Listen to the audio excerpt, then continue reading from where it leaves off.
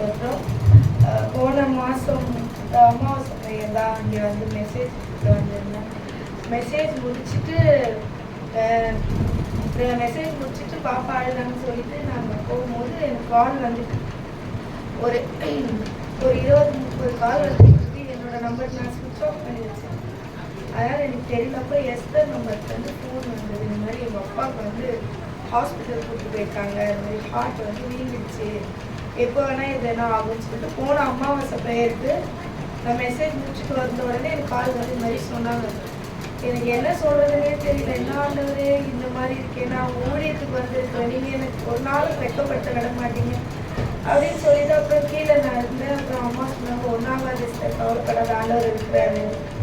ஒரு வாட்டி வந்து மெசேஜ் முடிச்சுட்டு போகும்போது ஏதாவது ஒரு சண்டை, ஏதாவது ஒரு பிரச்சனை அந்த மாதிரி வந்துட்டு எனக்கு ஒரு மாதிரி கஷ்டமாயிடுச்சு. சப்பா நான் கால் பண்ணி கேட்டு என்ன சொல்கிறாங்க அப்படின்னா, இல்லை எப்போ வேணா எதுனா ஆகலாம் அப்படின்னு சொல்கிறாங்க அப்படின்னு. எனக்கு சரி நான் வரேன், நான் வீட்டுக்கு வந்துட்டு டேடி நான் பார்க்குறேன் அப்படின்னு நான் வீட்டுக்கு போனால் ஒரு பட்டுட்டு இருந்தார், பேசவே இல்லை. டாக்டர்கிட்ட கூப்பிட்டு கூட அவங்க வந்து ஓமந்தூர் கூட்டிகிட்டு போயிட சொல்லிட்டாங்க, கிரிட்டிக்கல் அப்படின்ற மாதிரி சொன்னாங்க.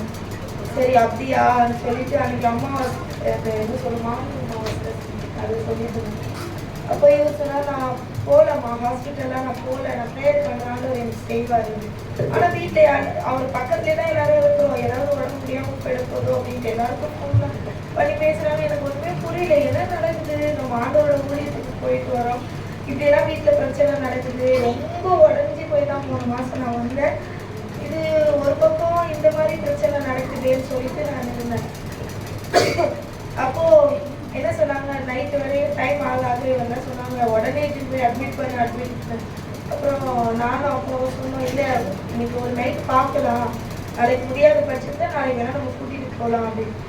என்னை எல்லாம் திட்ட ஆரம்பிச்சிட்டாங்க, நீ என்ன கூப்பிட்டு போக மாட்டேற, இன்னும் கூட்டிகிட்டு போகிறேன். ஏன்னா என்னோட விசுவாசம் மருத்துவரை காட்டு பெரியவர் யாரு ஆண்டவர். ஏன்னா ஆண்டவரால் ஆகாத காரியமும் இல்லவே இல்லை. ஏன்னா இறந்து போக வேண்டிய என்ன எதுக்குமே பிரயோஜனப்படாத என்னெல்லாம் கடவுள் இது வரைக்கும் நடத்தி இருக்கிறாருன்னா அந்த தெய்வம் நிச்சயமா எங்களை வந்து கைவிட மாட்டார். இது மாதிரி 1000 பிரச்சனை எங்களுக்கு வந்தாலும் கத்துறாரு வீட்டு வரை எனக்கு பேலன்ஸ் தந்துருக்கேன்.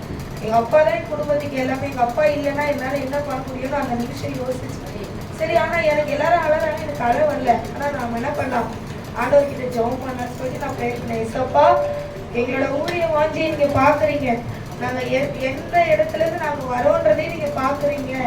இந்த பிரயாசம்லாம் உமக்காதனாலே நாங்கள் வெட்கப்பட்டு போகக்கூடாது. நீங்கள் நம்ப மாட்டீங்க, மறுநாள் ஆச்சு அவருக்கு இன்னும் அதிகமாக ஃபீவர் ஆகிட்டே இருந்தது. எல்லாரும் இன்னும் கூட்டு போலியான்னு சொன்னாங்க.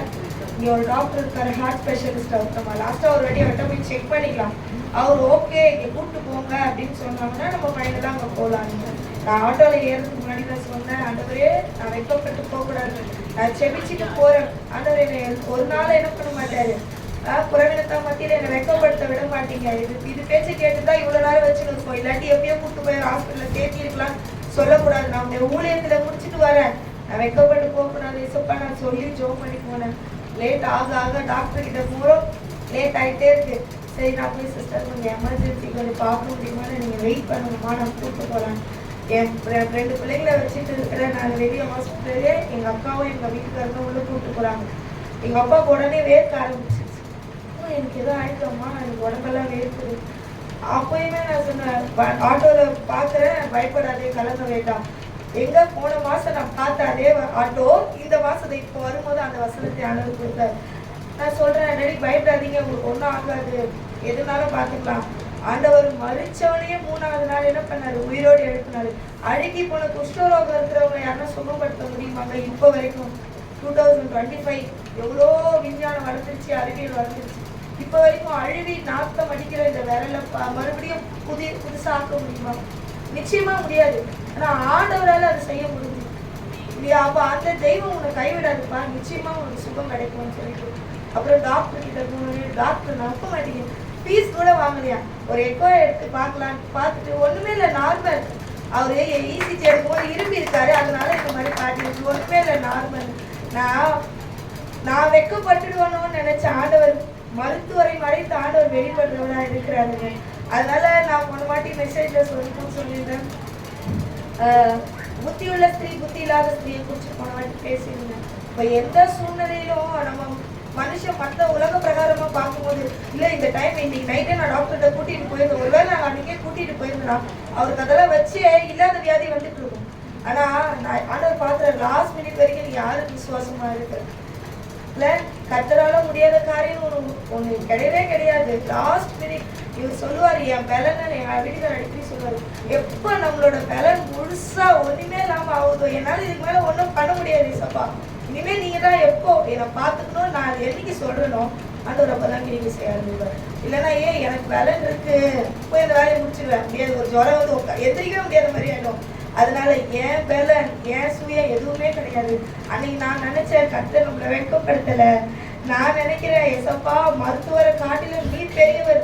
நான் எந்த இடத்துல இதே நான் சொன்னேன் இதே சபையில அடுத்த மாசம் நான் என்ன பண்ணணும் சாட்சி சொல்லணும். உண்மையா சொல்லணும்னா எனக்கு தொண்டை கையில இருந்து காத்துதான் வந்துட்டு இருக்குது, என்னால பேசவே முடியல.